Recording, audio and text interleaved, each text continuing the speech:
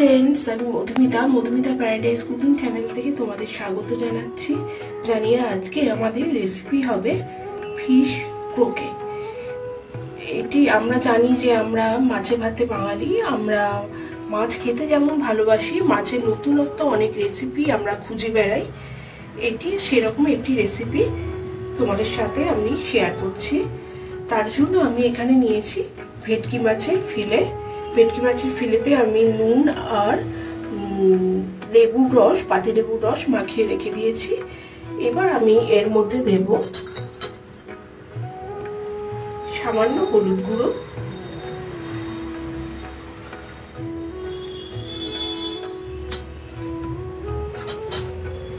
লঙ্কার গুঁড়ো,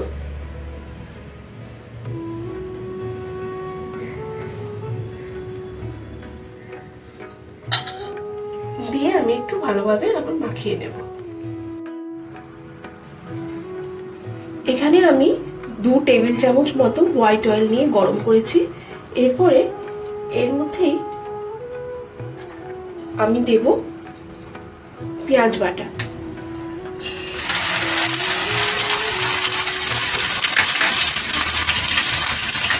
আর এখানে রেখেছি আদা রসুনের পেস্ট। সেই আদা রসুনের পেস্টটা আমি এর মধ্যে দিয়ে দেব।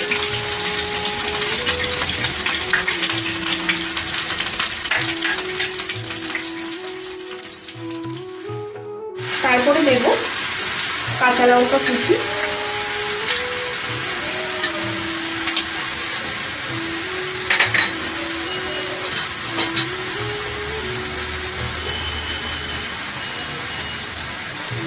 লাল লঙ্কার গুঁড়ো,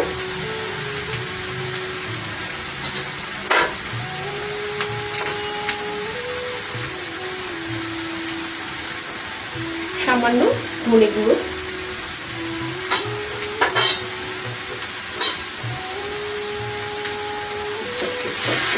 দিয়ে এটির কাঁচা গন্ধ যাওয়া অবধি এটি আমি একটু ভালোভাবে নিয়ে নেব। এরপরে এর মধ্যে আমি ভেটকি মাছের এই ফিলেগুলো দিয়ে দেব।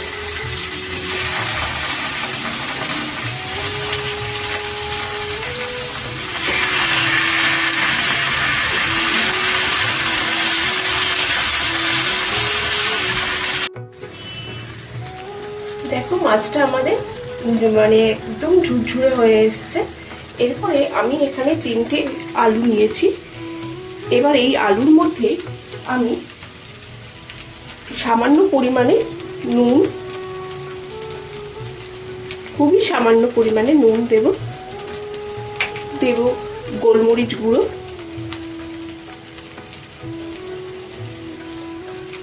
দিয়ে ভালোভাবে ম্যাশ করে নেব।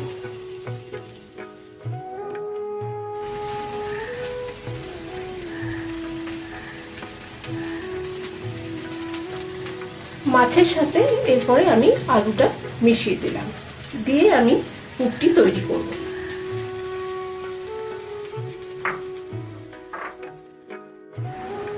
এখানে আমি 400 গ্রাম ভেটকি মাছের ফিলে নিয়েছি, তাই জন্য এর মধ্যে আমি দিয়েছি 3টে ছোট সাইজের আলু। এরপরে এর মধ্যে আমি মিশিয়ে দেব পাতিলেবুর রস। এর মধ্যে আমি আর নুন দিইনি, কারণ সমস্ত জিনিসের মধ্যেই নুন মেশানো আছে বলে আর আমি নুন দিইনি। এবার আমি এটি পুরটি হয়ে গেলেই তুলে নিয়ে ঠান্ডা করতে দেব।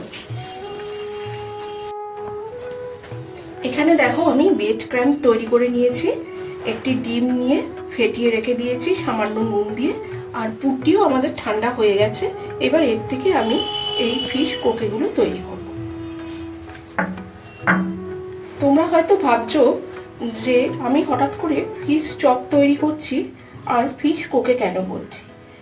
আসল বনিদি জমিদার বাড়িতে ব্রিটিশদের আনাগোনা ছিল আগে, তখন কিন্তু দুটি কালচার একসাথে মিলেমিশে এই ফিশ ক্রোকের জন্ম দিয়েছে।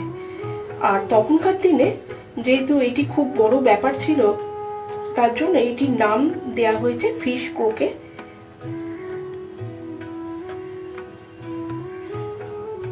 আর এইভাবে এটি তৈরি করতে হবে, দেখো। আর তখনকার দিনে এটি কিন্তু রুই মাছ দিয়ে তৈরি হতো, রুই মাছের গাদার পিস দিয়ে।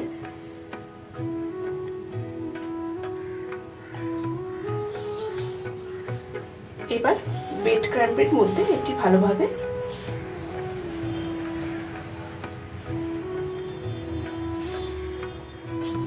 এটা সেট করে নিতে হবে। নিয়ে এটি তৈরি করে এইভাবে ট্রেতে রেখে দিয়ে এটি সেট হয়ে যাওয়ার পরে আমি তোমাদের এটি ভেজে দেখাবো। 6-7 ঘন্টা বাদে আমি আবার ফিরে এসেছি তোমাদের কাছে ফিশ ক্রোকেগুলো নিয়ে। এইগুলোই কিন্তু আমি 6 থেকে 7 ঘন্টায় ফ্রিজের মধ্যে রেখে দিয়েছিলাম। এবার আমি এখানে হোয়াইট অয়েল গরম করেছি, তার মধ্যে এই ফিশ ক্রোকেগুলো ভাজবো।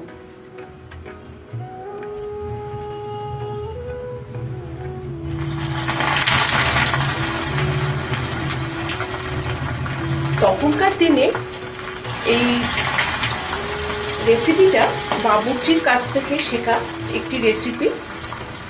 এটির পরবর্তীকালে এটির নাম পাল্টে পাল্টে হয়ে গেছে আমাদের কাছে এটি ফিশ চপ। কিন্তু তখন এই রেসিপিটার ভীষণই চাহিদা ছিল। এবার আমি এইগুলো ভালোভাবে ভেজে নিয়ে তোমাদের কাছে সার্ভ করে দেখিয়ে দেবো। এখন আমি তেলটি ভালোভাবে গরম করে নিয়েছি, নিয়ে এবার গ্যাসটি একটু কমিয়ে দেব। তারপরে যেরকম হবে সেরকম ভাবে আমি গ্যাসটিকে বাড়াতে থাকবো।